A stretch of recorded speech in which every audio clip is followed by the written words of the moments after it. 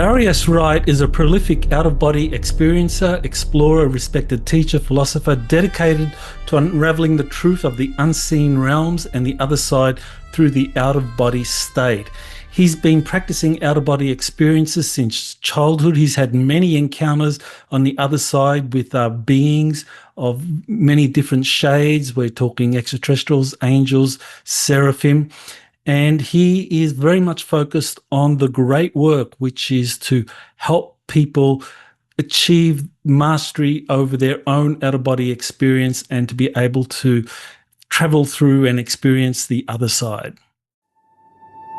You are listening to Exopolitics Today with Dr. Michael Salla, your source for the uncensored truth regarding the human, extraterrestrial, global, and political agenda.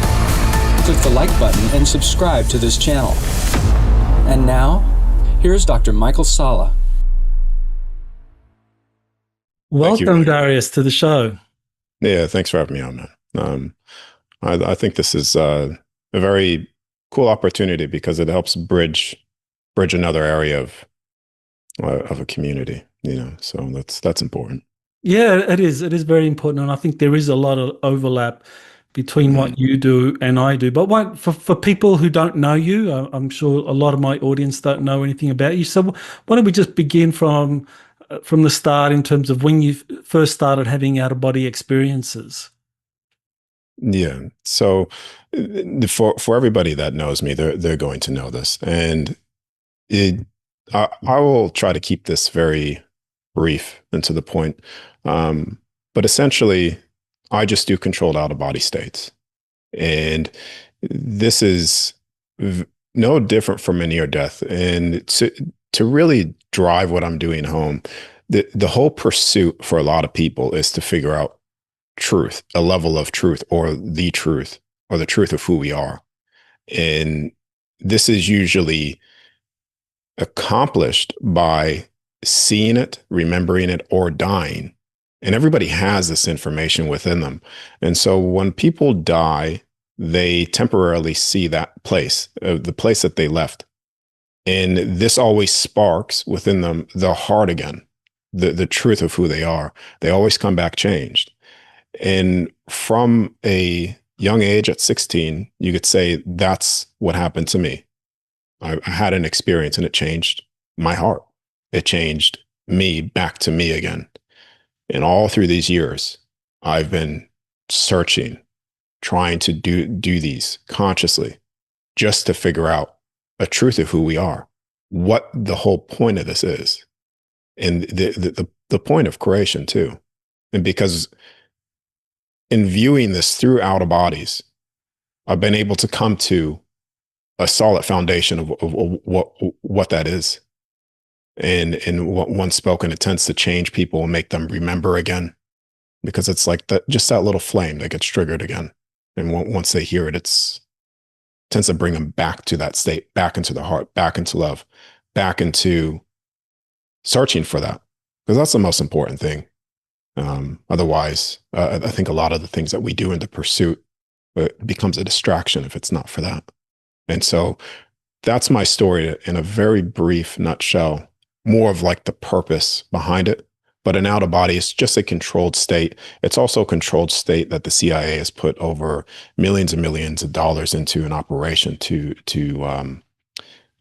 teach high-profiled individuals or that are not necessarily in the limelight, but to target it for, you could say, more nefarious reasons of secret information, classified information, because they're able to take their soul physically out of the body to view it. And I've seen some of those things too. I've seen a lot of those things, from the pyramids, from, you could say, certain bases and stuff that I've seen in the whole, you could say, the world stage and how things play out, the way they play out. So there's that in there too. But the most important thing is the other side, because there's in the things that I've seen and the things that I've seen out of my body, it's very quick for me or somebody else to go into judgment of condemning other people for what I've seen, the tragedies that I've seen too. And it's been very, you could say, difficult to make sure after all the things that I've seen, and also the other side, that I always remain in a constant state of integrity to the highest ability that I can in love.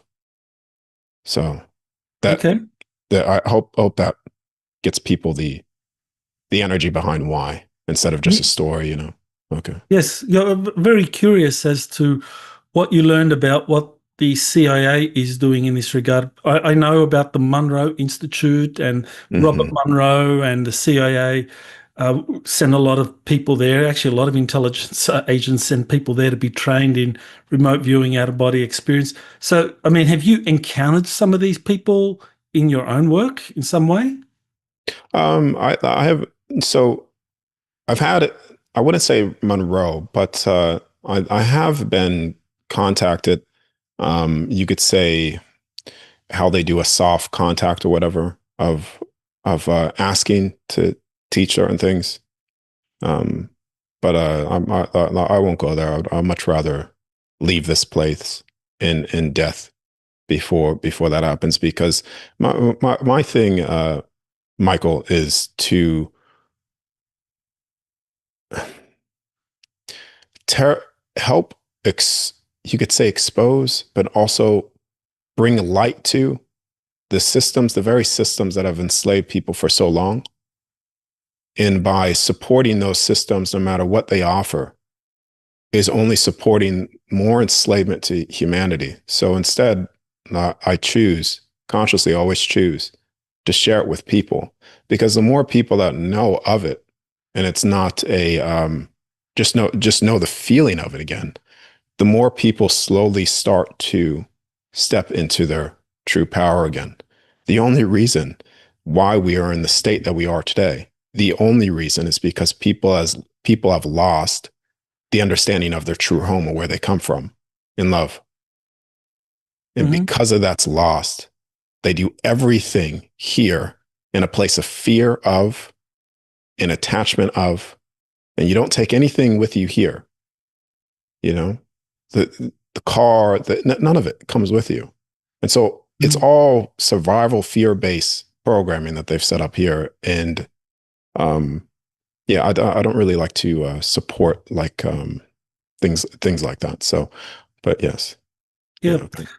So, what's the difference between an out of body experience and a near death experience?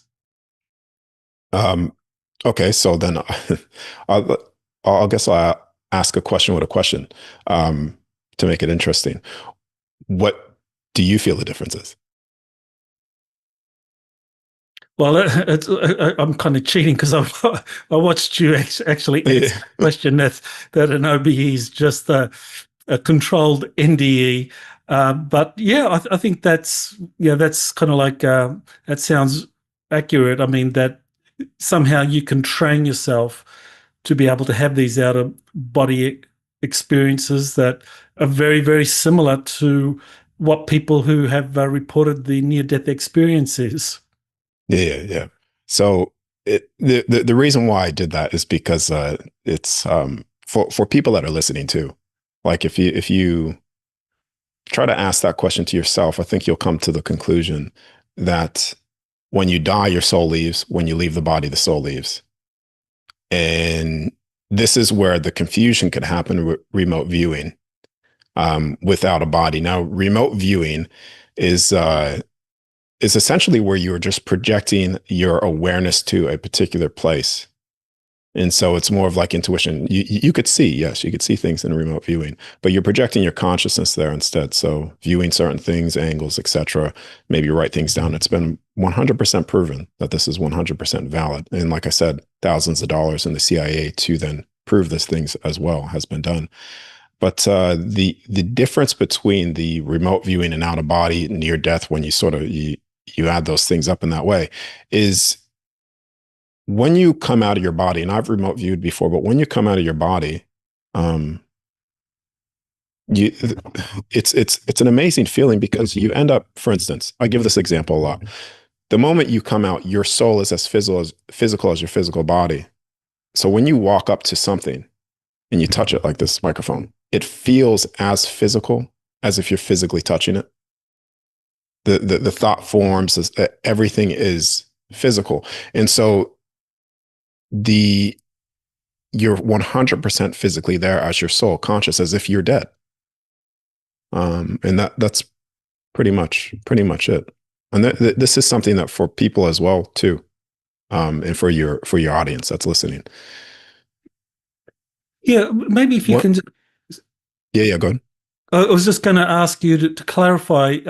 You mentioned the soul and how the soul is Physical. involved in the OBE and it's a physical experience. What's the difference between the soul and one's personality?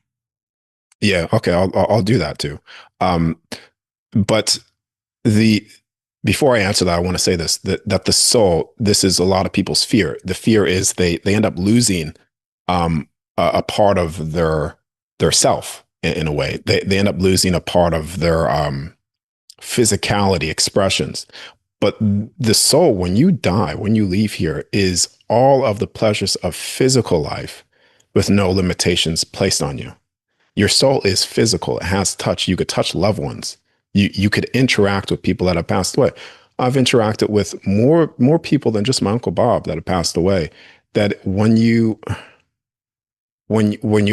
able to experience that, there's a certain, it's very difficult to come back because you realize that this is your home. So no one is ever lost. No one is ever dead. They are all still there. And when you cross over and you touch them with your hands and they contact you and they hug you and you realize that feeling sensation is more real than the very hug that they've given you before they left here. That changes everything. It changes the game for everybody. Mm-hmm. The soul. So personality and soul. So there really isn't any difference between that in this way. So, and that may go against a lot of people's view on things, but then this is where I ask you a question and your audience as well. Who do you think you were? Let's just go outside of all things, outside of this life, outside of heaven's constructs, to the beginning, before you were born in here. Who were you then? What was your personality? Who do you think you were before you came here and were born? Do you think when you were born in here that same personality as you were a child was the same personality, the same essence, the core of your knowing before you were born? Does that make sense? Yeah, I would kind of say the personality is something that is stamped on one at birth by the stars, but the soul essence, the qualities, like I think for me, when I came into this world, I think I had this overwhelming passion for truth and freedom. And that's something I carried from my last life and the lives before that. And I think in this life, being born on a particular date in a particular city, that a certain personality was stamped on me and then molded. But yeah, I mean, I would say my personality in this life is very different to the personality in my last life. Yeah, well, absolutely, 100%. And this is where it goes into that. So okay, every single soul here right now, and this is something that I've seen, I've experienced, stand in it with 100% truth. Who you are right now is the highest version of yourself here right now in forgetfulness of all of the other past experiences that you had throughout all creation. So the accumulation of you before you were born here was the accumulation of every single experience that you had before you made the decision to even come here. And that decision on the other side was the highest version of yourself. And in coming here, you have all of the personality traits of every single experience of why you do things, even though you're unconscious of it, why you act the way you act, even though you're unconscious of it or conscious of it, or the connections that you have and the abilities that you have in this life, all from the combining everything before you were born into this place. Now, when you're born here, then yeah, you are stamped with another personality just due to life and the experience. But then when you end up leaving here, you end up far greater, far more, you could say, a new version of yourself before you even came in, because you end up birthing a new version of yourself that could have never been birthed unless you experience certain things. And this is where it comes into just experience. And this is where it could also go into the new age lingo jingle nonsense. But what I'm saying is if you follow that through and you actually view it that way, is actually true. What would you say? Well, yeah, my question there might be, okay, Mm-hmm. so, for people who uh, die and become ghosts, and I know, that's something you've encountered. Now, Mm-hmm. what is it that a ghost is? I mean, is that just the dysfunctional part of a soul's personality that has to work things out before joining the rest of the soul in the white light or something Okay. to be Okay. unified? So let me answer that, but then let me also give you some context too. So when you do cross over, you end up getting what people call higher self. You end up getting these things back into you. You do merge with your higher self, but the higher self is basically you're merging with all of the memories of your experiences back into you again. So I've come in contact with what people call lost souls here, seeing them, ghosts.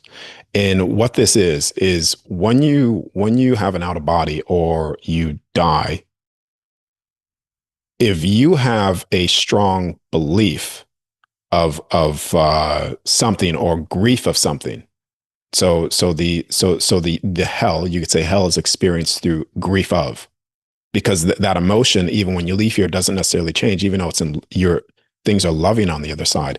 But what you carry, that emotion, can that attachment of can make you what they call a lost wandering soul temporarily. So a lot of these souls are in a lot of, you could say some of them are in pain, and they stay here due to attachment of a loved one or etc., pain, grief of, regret. And this is even where you get in near-death experiences too, to even validate what I'm saying, where you have, let's just say, a mother that has passed away, and the daughter has a near-death experience and contacts that mother after many, many years of passing away. And that mother that has died goes to that daughter and says, I'm so sorry for the things that I've done.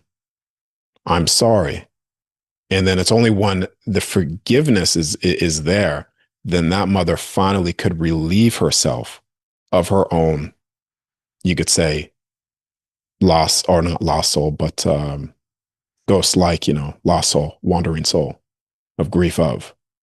So we still carry the grief, we still carry pain, we still carry regret when we're on the other side. But if you carry those very strong, it's a very heavy feeling, then you will become that, holding, waiting for forgiveness, typically from the people that you've caused harm to, till you could forgive yourself.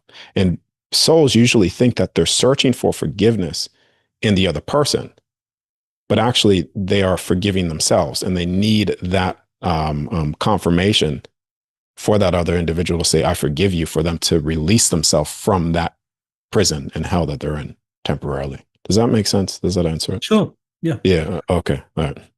So now I want to kind of like get to an area that I find fascinating in terms of, you've talked about the dome Earth, and the question I have is, Mm-hmm. well, astronauts have described going out into space, seeing the whole blue marble Earth and Mm-hmm. all of that, and having, some like Edgar Mitchell said that they had a profound spiritual experience from seeing the blue Earth on the way back from the moon. So, but what did you see of the Earth when you traveled out there? Okay. So, in this is where I don't want to step on anybody's toes in this community. So, you could say, but all I could share is this with those with a open heart and wanting to know. Then I could tell you what I've experienced. I don't have anything other than that. Now, you go back to 16 years old. And also I'll give you there's something as well too that I want to bring up. Did you hear the Trump announcement doing the dome over America? Oh, yeah, the Golden Dome. Yeah, Yeah, yeah. yeah, Golden Dome. Okay, so I just thought that was probably funny to bring in. But when I go back to 16 years old, that one experience that I had with Celeste, you would classify that as a near death. So showing the vast array of constructs of what I would call planets at the time. I saw all those being shown, all those how time worked. Now I realize that a lot of things now through many experiences. But when I talk about a dome, I'm talking about that this place is a enclosed system, and you know, I'm coming from a place of in belief of 100% knowing of, backing of. But I'll just say that it is an enclosed system based off what I've seen. And then when you come out of here and you see the construct for what it is it a ball? Yeah, it's a ball, but it's an enclosed system. This is where you go into biblical references too of the enclosed system. And I don't want to flag this video on YouTube. If it's posted on Rumble, maybe it would be good, but on YouTube, they'll just end up. It'll be posted on both Rumble, Yeah, YouTube, okay. Spotify, Patreon. Yeah. But I've seen an enclosed system. That's what I was shown. I was showing it in the halls of Amente. I was showing it many times, and in disbelief, that's when I started searching. What is the enclosed system? What is the dome? And that's when I started to get information, target it again, see it again. You see, back in the history too, we go back into history, back into the past. This whole place that we live on now, this whole realm, this whole heaven, this whole earth, was all one temperate climate. It was all one climate, very warm, very tropical. And this was because there was actually more carbon in the atmosphere. What are they saying the issue is now? Carbon. So there's more carbon in the atmosphere, which there's a larger water canopy, allowing for this environment to be all one temperature. This is where you get all of the beings in that past, the races, the giants, what people call Anunnaki, celestial beings, yeah, galactic races, all here in that time. Through, you could say, coming down through their other realms, their other dimensions. I know your community's familiar with the words dimensions, so coming down from higher dimensions here, phasing in and out. I just call them heavens, realms, phasing in and out. But they were all here at some point, every single one of them. Yeah. Well, that's actually a big debate within the kind of like whole ufology movement. Yes, many people assume or believe that extraterrestrials get here using warp drive spacecraft, and they get travel interstellar spaces to get here. But others, and the kind of whole Jacques Vallée thing, where they say that they get here through different dimensions, that we're talking about interdimensional travelers. So it seems like what you're saying is that the extraterrestrials that are here and in our history, they got here through dimensionally traveling from these different dimensions, or heavens, as you call it. Yes. Yeah. In that point in time, all of these, let's just say dimensions or stargates, portals, heavens, all of it was open at once, at a period of time. So travel to these places, travels to the heavens, travels to within the kingdoms, within the stars, was open to every person that was here at that time. And this is where you get part of, like, you look around here, there's what do they call them? I believe it's let me actually look up the right word for this. They call them messes. You familiar with that word? No. Okay, so a mesa, well, I would typically call them like but if I just say giant mountains, that's not actually, because you could find giant mountains that are actually mountains. But the mountains, you ever see the pictures where the mountains look like chopped down trees or whatever? Yeah. Yeah. Okay. So they call them messes, but Right. so messes, that terminology there, if you look up that, then you actually see more alignment to what I'm talking about. But even at that time, even those giant trees were here. So even we didn't have the oceans that we have today. This is where you get all the land masses, Lemuria, Atlantis, all sinking.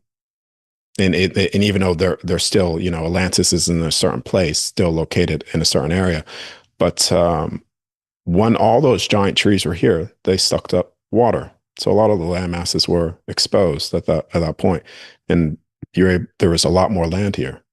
Antarctica was not ice; it's all land. That's where you even have a lot of the red hair beings that are still frozen in Antarctica. Some of the pyramids there, some of the original angels still frozen there. Do you know anything it- about that? Because that's actually, I know in the Book of Enoch they talk about the fallen angels after the war in the heavens were mm, imprisoned in a southern land that with 24 hours of sunshine, and of course that's Antarctica during the summer. So do you know anything about the imprisoned interesting. giants? Yeah, that's interesting that the Book of Enoch even wrote that, because I can't, for people listening to this, I don't read. I can't necessarily read. I need to hear things, because when I read words, they flip on me backwards. So I'll end up reading something that says something completely different for what I'm reading. But that's interesting. So the Book of Enoch said the angels were. Did it bring up anything with frozen? Frozen? Yeah, yeah. It was someone did a study on it, and in the Book of Enoch described the process where the fallen angels, after they were defeated, were imprisoned in this location in a land in the south where there was Yeah, 20 eternal sunlight, and that's yeah, yeah. Okay, so well, that's what I have seen. So wow, I find that very. I wouldn't say imprisoned, but I find that very interesting. And this is what I was telling you before. A lot of the things that I've seen when I look up biblical references, and I'm like, is this true? And then I look up, and it's like biblical references. I'm like, why? From someone that's not religious, I'm like, what was so in knowing what religion is, and some of the books, the original books and tablets and the codexes, I'm like, so why is what I'm seeing so in alignment, other than a lot of the fear-based narratives to imprison your soul? But why are they so there? And you could say because the very controlling people, truth is always shown to you, but then they distort that truth in a way to imprison you as well. Um, But yeah, I've seen frozen in Antarctica. I've seen angels still fully attached, full wings, everything in stasis, frozen. wow, That's what I've seen. I've seen there's beings there as well that I've seen that are still frozen inside certain places of there that have like this. It's like long red hair. You could say the same size as us, maybe a little bit bigger, like 5 foot up to 7 foot tall, in that range. But they're just red hair, pure white, just long red hair. And so they're not the red hair giants, because I've seen those too. And you could say part of a military thing that happened years ago where they shot a red hair giant before. I don't know, people know what that is. But yeah, this is where it even validates stuff that you're saying as well, where all of these races were here, even the angels. Angels have come down from the seventh heaven, from what I've seen. So the seventh heaven, the seventh realm, or the seventh dimension of what your community would understand it to be, is where the angels reside. That is their dimension, their heaven, in the seventh. And what I've seen is some angels have come down through the Garden of Eden, which is considered the fourth heaven or the fourth dimension for your people, which is symbolic to the seven sisters, into the earthly heaven. And this is where you get a lot of those races coming in here, part of that, what is considered a fall.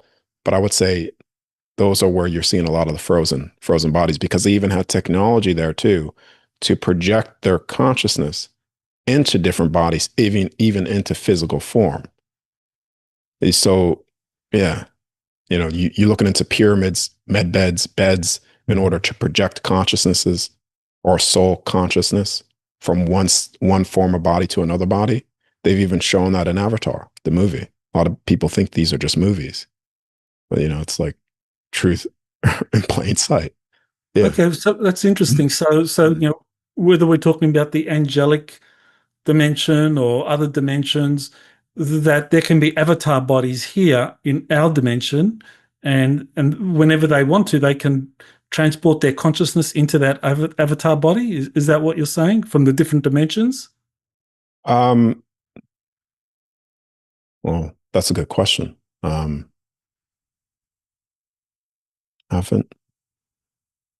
I would say so. I would say so. I like to just typically speak on things that I've seen, but I would say so. But what I've seen is here, specifically here, this this Earth, that was done. But doing it from higher realms, I mean, yeah, Interesting. yeah, I could say so. Yeah, okay. What about the Anunnaki? I mean, there's a lot of interest in them and their return. What do you know about them? That's I know that that's part of what's considered the because I've seen them in layers. That's part of the third heaven, the Anunnaki beings. And so yeah, those are all the beings that have built the pyramids. See the pyramids too. What I've seen with them is all that technology. People will call it like fallen technology and stuff, but they've actually encoded a lot of their information inside of tablets. And now when people look for that information in tablets, like books where they're trying to read the book, it's actually not encoded there. It's actually encoded within the physical tablets or stone, which is actually, I'll actually reference this for you so people can look at it too. Um, there was, this is actually a scientific study. It's called I'm looking at it right now. It's called the 5D optical storage. It's in a quartz. It's at the University of South Tampa. So they were able to take a 12 centimeter disc and put over 360 terabytes of information within that, of data, just within a quartz or like crystal type of disc. They were able to do that. And so a lot of the technology within these pyramids, when you're trying to search for them, they're actually encoded within the very stones and crystals themselves. Thousands and thousands, if not trillions, of terabytes of information that they've used to put there that could be extracted with even modern day technology, because modern day technology, they have it to put that information even within that with the scientific experiment that I just referenced. So all of these paintings, or not paintings, carvings, some of them are data points. And even the recent finding, which I find quite interesting because we're talking about Anunnaki, those pyramids that were built all around halls of Amenti, the pyramids of in Middle East. Let me just change something real quick. Sorry about this. Okay. They're just sometimes my computer flashes with timers and stuff. But there was I remember getting access down into the halls of Amenti. And this was years and years ago, where I was shown the tunnel systems of how deep it goes, and I actually drew something. We see pyramids here, but really underneath there, I was seeing more like there as you go down. And it had all of these tablet sections, areas that you could go. And you could touch a tablet. You could touch a book, which looked like a book, in your soul form. And all that information would start to come within you. It'd be like seeing movie trailers of information, of that certain information that's encoded within that tablet. And now I understand through researching what I've seen. Is this true? Is anywhere in this place they have done experiments? And it's 100% valid that they could do that scientifically here now. And so now the recent findings too, with the pyramids, that they go deep, deep down through the same technology that they use to map out the oceans. Now they're finding exactly what I've seen, out of body. So this is where we go into classified information too. Classified information of how the CIA pumps millions and millions of dollars into teaching people how to do this, to find this information. And then they put it on hush, hush. Don't say anything. Too much exposure wakes up too many people. You wake up too many people, guess what? They're free.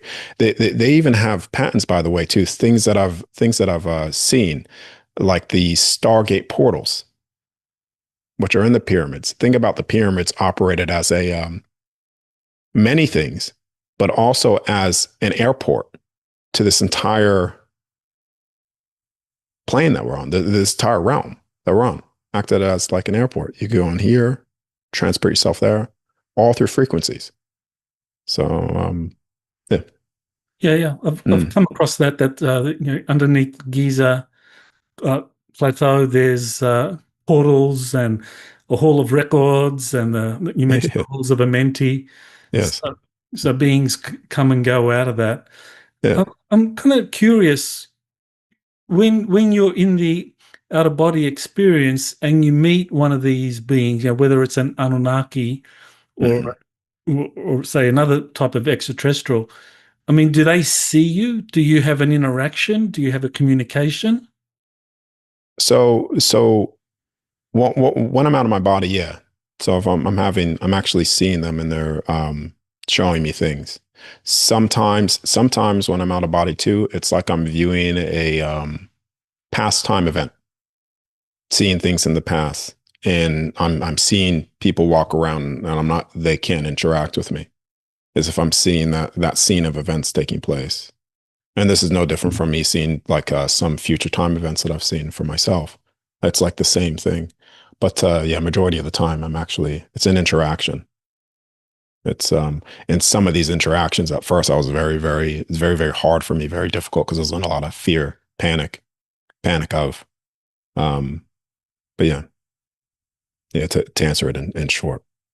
Well, what are they like? I mean, are they surprised when they see you in the outer body experience? Because I assume that they're so used to interacting with humans in this kind of dimension who are in a physical form, and then all of a sudden someone comes up to them with some kind of psychic ability that is maybe more advanced than theirs or similar to theirs.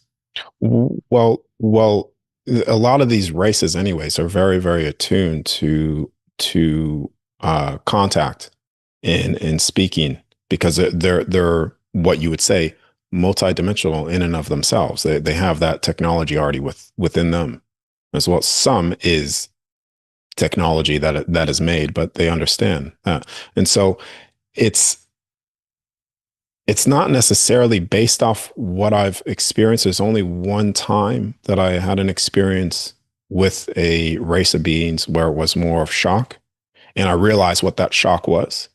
It was I wear a watch that monitors my heart rate, and when I'm doing this, for people that want to learn how to do this, it's very important to try to lower the heart rate as much as you can because you're basically mimicking that in your death in a sense. You're getting your brain to a certain state and lowering the magnetic field of the physical body.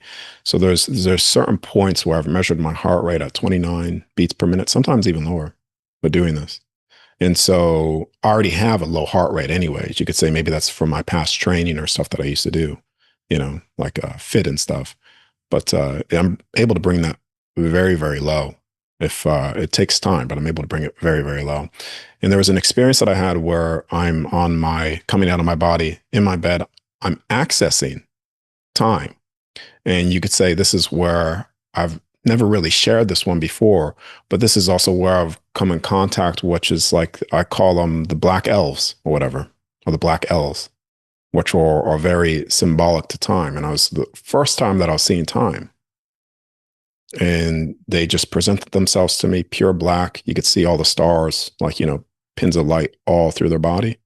And then I was viewing a time event. As I'm coming back to my body, fast forward, I'm mixing two things together, really. But as I'm coming back to my body, I had an experience where beings were looking at me. And when these beings were looking at me, they were in my room as I'm returning back to my body. And they're looking at my physical body, and I look at them looking at my physical body and looking at me and my soul. Almost, they weren't speaking, but I was able to feel the telepathy that was going on, almost in shock and disbelief of how are you doing this to such a degree without killing your body? And through measuring the heart rate and stuff like that, I could see why. Because you see, even Buddhist monks, could train themselves to lower the heart rate to this degree, but it's kind of rare. And I'm not saying this as if it's, it's only me that could do it, because there's already many, many people that I've taught to do this as well. So yeah, all of these races they communicate with you telepathically. They could also see more of that light spectrum. That's including you, the soul. Because right now, our physical bodies, we think, how is that possible that they could see the soul? They could see you out of your body, because we're operating from a very limited lens. And this lens could see 0.1% of that light spectrum. And because that's all we could see, we don't see some of the beings that are right in front of us in our daily life. Some of the things that you hear, you sense, you feel. Or if someone has passed away and they come into your space, you can't necessarily feel them or see them, but you could feel them. And so you could say this is what the contact is. Their DNA, their bodies are just more open to more of that light spectrum to see. And pretty much what it is. And the thing is, our bodies have that very DNA within it. Right now, we are only operating on 2 strands. Scientifically, only operating on 2 strands. But we have 13. Just so happens to be within this creation, this construct, this specific thing, what people call the universe, there are 13 heavens, 13 realms, or what people would call 13 dimensions within here.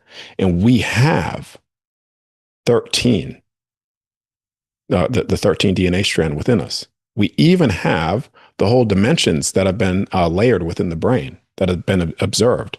I think they've observed maybe 12 or more, maybe 13 as well. I'm not sure. But when these are fully aligned, then even the physical body has the ability to access all light itself within here. This is why you can say the great attack on the pineal gland too. And some people, in even near-death experiences or even out-of-body experiences, you'll find they come back and some of these DNA things are reactivated again. Like abilities, intuition, things like that become off the charts.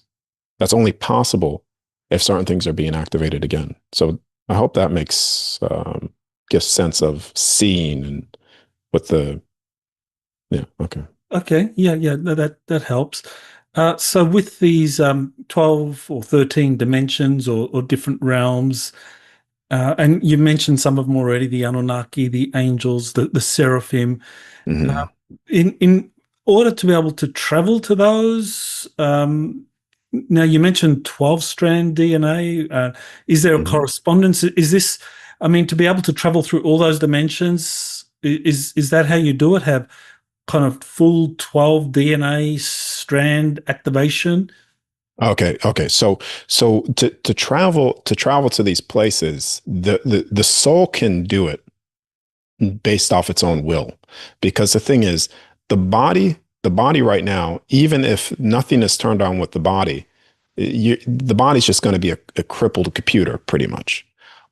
But the soul can never be crippled or limited when you realize who you are. And this is where you go back into the beginning of this interview, where I was talking about the importance of the soul when we realize who we are. Because the moment you realize that your soul is the ultimate authority, just like every other soul, then once you're out and you understand that, there's not one damn thing that can limit you unless you believe it to be so. Your soul has access to all of it, every single bit of it. Because to say otherwise would say that your soul is not of the same spark and divinity that creates all things. And that's not true. Mm-hmm. Yeah. But it's the physical body. If the physical body was operating at its perfected state, fashion and purity as it once was, and it still is fashion and purity. But if it was 100% at that state, then we would be able to take the physical bodies with us and even see these things all around us. We would be able to see thought forms as physicality. We would be able to see all of that light spectrum that is not visible to us now. We would be able to do the same thing as what they do in the races as well. The ships, galactics, the seraphims, the angels, where they're able to phase their physicality into certain certain frequencies to match. There's certain frequency where they appear physical to us. The physical bodies are capable of that, because even when you look at the very cells within the physical body, they are not matter. They're empty space. Everything that we touch is not physical. It's all empty space. The materials within everything that we touch, cells, all empty space. Even when you are standing on the floor, you aren't even touching the floor. There's a repulsion effect that's taking place. The magnetic field within you versus the magnetic field of the floor that you touch, there's a repulsion effect that's taking place, meaning you are even levitating on the very surface that you walk on. So shifting through that frequency, if the body was fully aligned, then yeah, you would be able to shift through certain frequencies, appear, disappear, etc. Is that something we ought to be aiming for? I mean, because it sounds very similar to what people have been talking about in terms of ascension, ascending from a third D reality or fifth D reality, and taking our body with us as opposed to, dying and being born in the fifth. Is that something that's desirable? Something that we can achieve with what you're doing? So can it be achieved? And I don't ever like to over promise things or put people in a place of saying something without context. So I'm going to say this first. 100% yes, it's achievable within the physical body, but I am not doing it. But what I am doing is I am doing the out of body to acquire information of the information that I'm sharing. So without over promising or without putting statements out there that you know what I'm trying to say.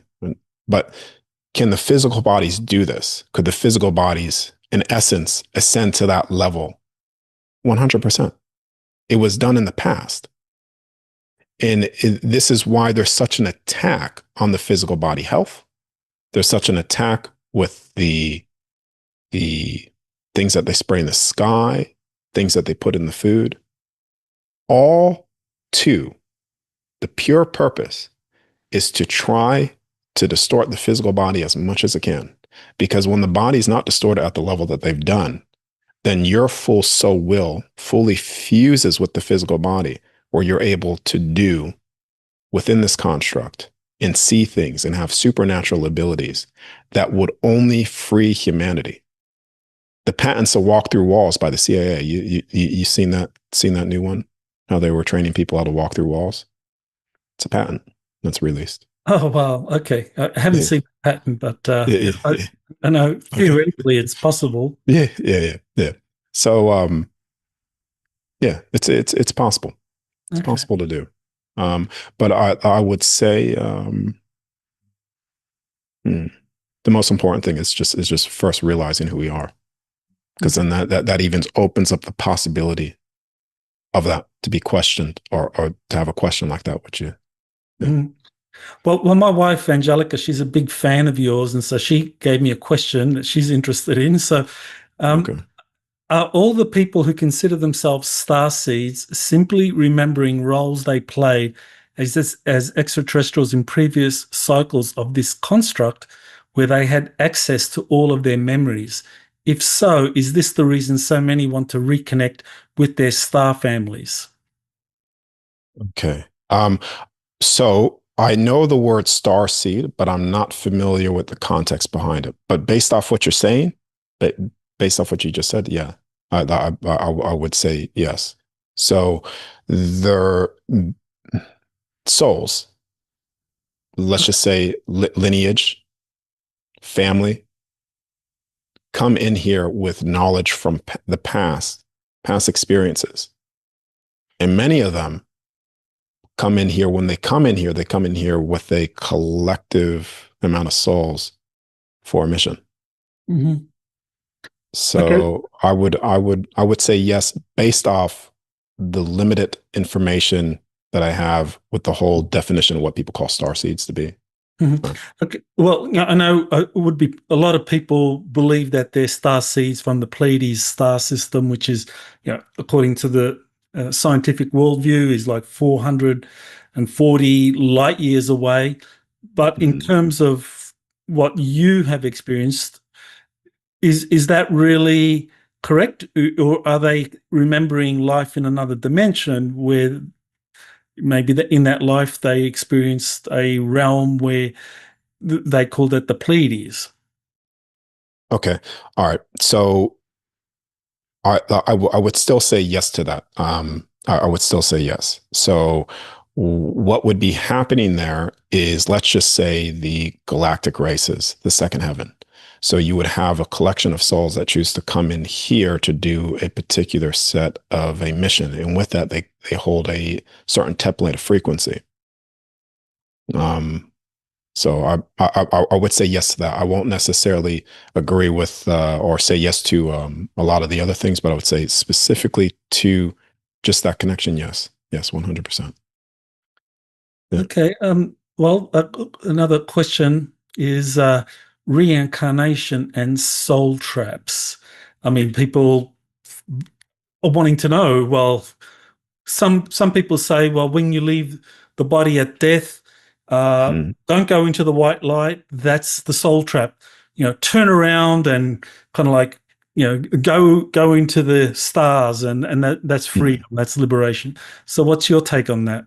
Okay, so what I'm going to say with this is I'm not necessarily going to answer the question with the white light directly, and you'll see why. Because so the question, I'm going to answer the question at its core, which the question at its core is based on fear of. And fear of, when you're talking about the soul, any question related to fear of the soul is a lack of understanding of who the soul is to begin with. Because once you understand who the soul is to begin with, then you realize that there is not one thing to fear, because not one thing could entrap or imprison the soul unless you believe it to be so.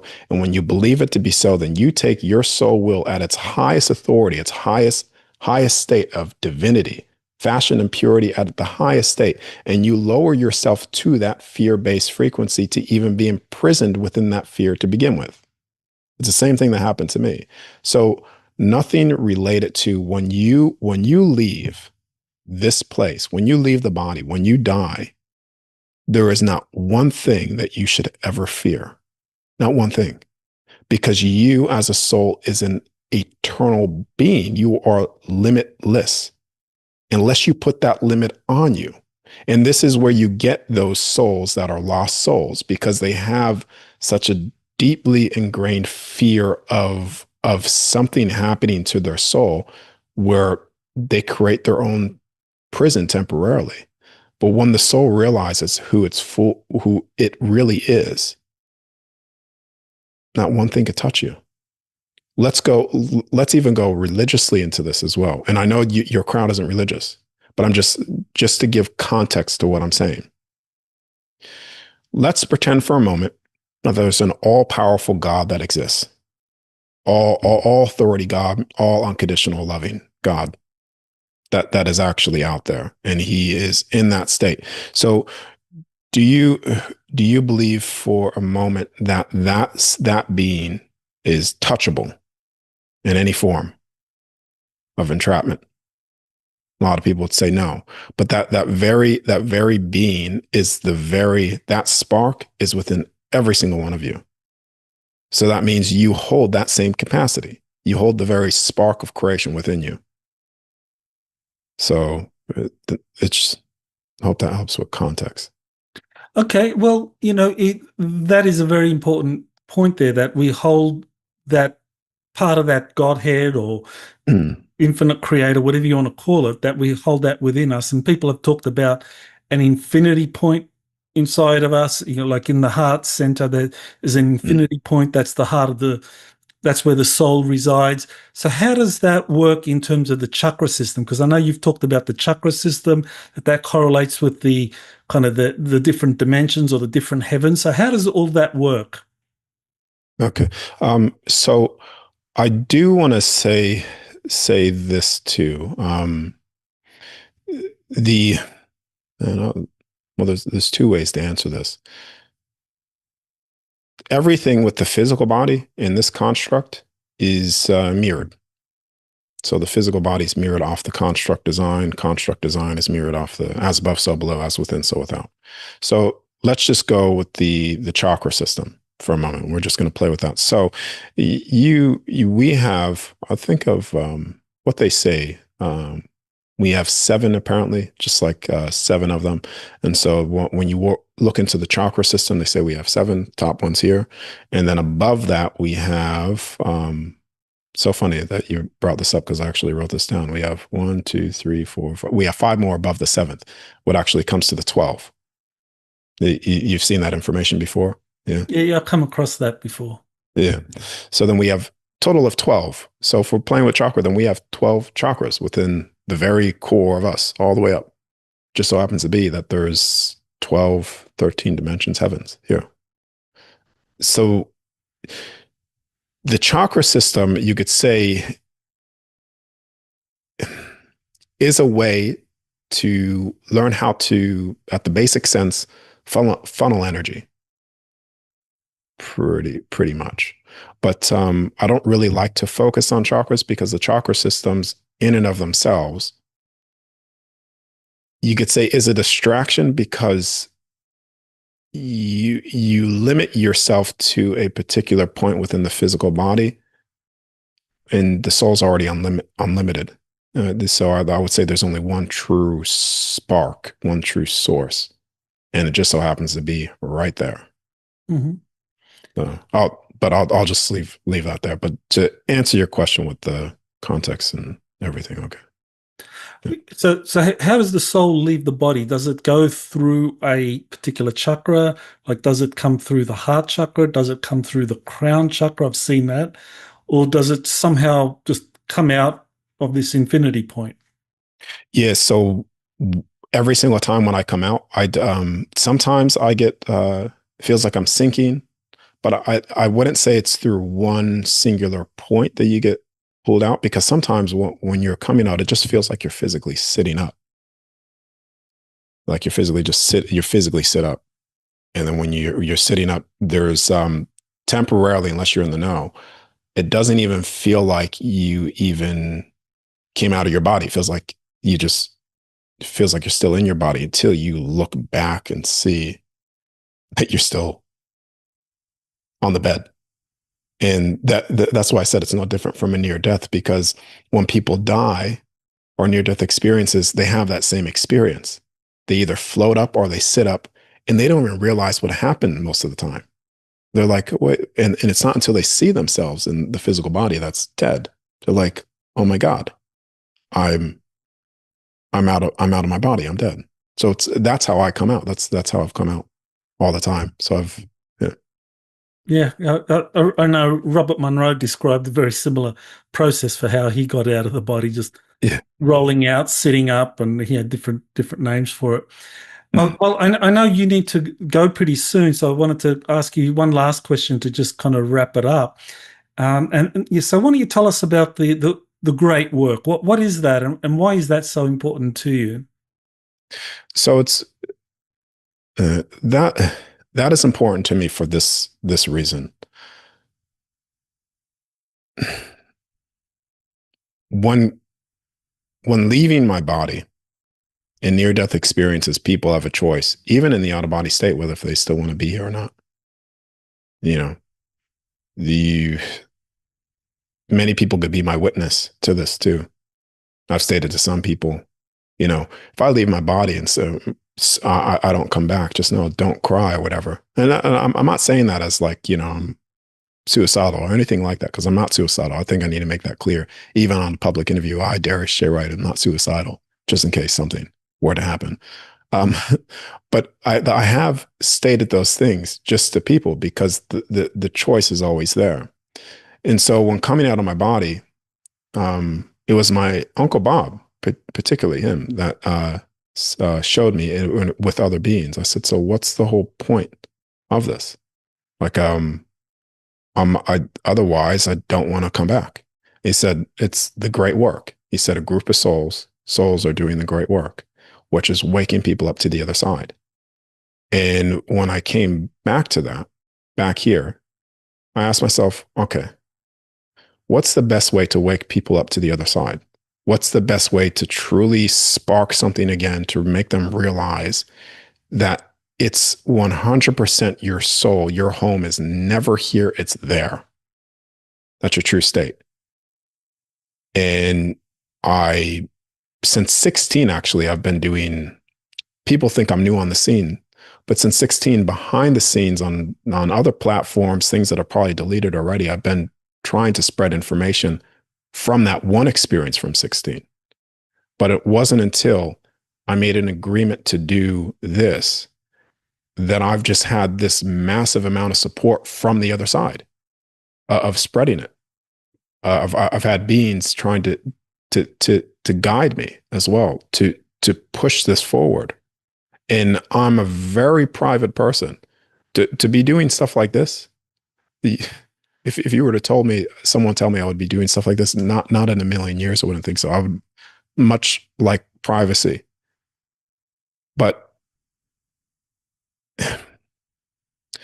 once you wake somebody up to that, they wake up to absolutely everything. Once you wake somebody up to their true home, they wake up to everything. Everything fades away from the nonsense, the fear, and it becomes the greatest pursuit for humanity, because we could say, okay, we need to free humanity from money, and money is an enslavement system. People need freedom from that as well. We need to free people from the chronic health crisis based off what they're doing. Yeah, that's a version of freedom. But if you purely search for freedom within the physical flesh, you will still forever be enslaved. Because the true state of freedom will only manifest itself within you when you realize who you are. And when you realize that, then you become a beacon from the other side in its ultimate authority, not even afraid of death itself. And if you're not afraid of that, then who has a chance, or what chances are there to try to have dominion over you, us? There is none. And in the beginning of it, I just thought, yeah, it's just a spreading of the other side. But when I realized the true power of it, right now, Michael, if you ever had a near-death experience or something happened in your life where you automatically come out of your body and you realize you're in your physical soul, at that very moment, everything changes for you, even though you already know it. You already have the belief of, but when you feel that state of who you actually are while you're still here, good luck touching you at that point, good luck. Yeah, that's the reason. That's the reason why I'm doing it. That's the reason why I'm so motivated. And I'll be doing this until I leave this place, pretty much. Yeah, and that, I think, is so important. I mean, I really support that. I think when it comes to my field, extraterrestrial life and so forth, so many people want to give their power away to the extraterrestrials. They're smarter, faster, more powerful than us, and it's like but no, we have within us everything that's been saying. So I think the great work, what you're doing, is so important. So I know your website is dariusjwright.com. So can you just tell people what they can expect if they go to your website? Okay. So the only thing that I you could say I promote is that very mission. That's it. So you could say by this point in time, in how many people I've reached so far, that I could be selling T-shirts, I could be selling this. I don't do those. It's purely towards the mission. That's it. Do I teach people how to do this? Yes, but it's only the focus of the purpose of the mission of waking people up, giving them the tool of just how to experience this themselves. Because once they have that, then go off and become a part of that. Spread it, share what you've experienced, share the knowledge, because the more people that do that, they become these flames that it becomes unstoppable. And you could say now it's gotten to that point in a sense, because now you're getting a vast amount of people that are waking up. to things, and that's great. It's not necessarily to divide or conquer, it's to bridge connections again. That's all it's about. Right. Well, I want to thank you, Darius, for coming on Exopolitics today. Yeah, okay. Cheers, man. Cheers. You have been listening to Exopolitics Today with Dr. Michael Salla. Please remember to like, share, and subscribe to this channel. Join or start a conversation in the comments. Take the time to explore the vast library of best-selling books, webinars, and podcasts by Dr. Salla. Visit exopoliticstoday.com.